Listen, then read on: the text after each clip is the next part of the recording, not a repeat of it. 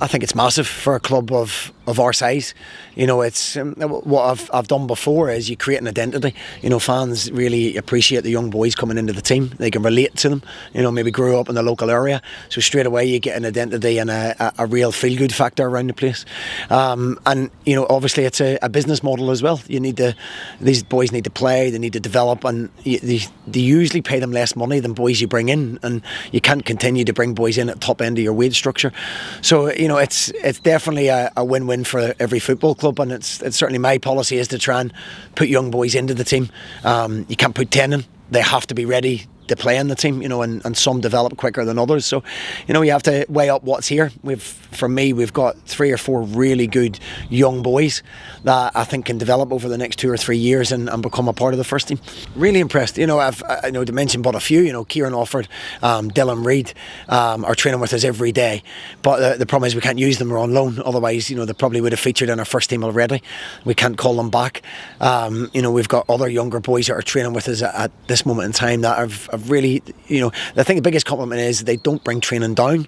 If anything, their enthusiasm and their energy always bring it up. And it's difficult when, you know, you're judging a youth team player in the youth team. You're only judging them against younger players, but to actually put them in this environment, Alan McManus is up and seeing, you know, all the intensity, the standards that they're up against, and that's a real time you judge the boys, and to their credit, they've not looked out of place. Yeah, you know, it's listening and bounce ideas off each other.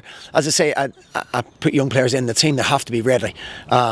You know, we push them to the limit. They have to be strong enough, they have to be fit enough, and they're the basics. And sometimes if you're only ever concentrating on the youth team, you only see that level. You know, so it's good for Alan to see the fitness levels needed, and you know, obviously Alan's played at a good, very, very high level, so he knows that naturally.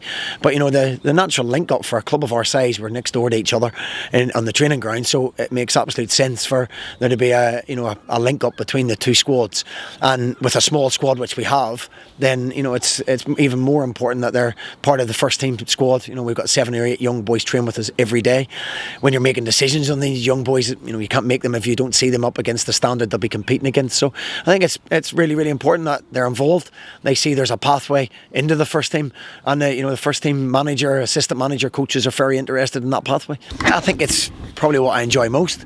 I remember Michael O'Neill telling me a long time ago, working with youth players is much more enjoyable than working with established first team players, because they've got so much enthusiasm. You know, they're in love with the game, and it's really refreshing sometimes. You know, you work with young Kieran Offord and Dylan Reid and some of the other younger boys. I keep mentioning them too, but you know, they're the ones that are probably with us more often than most.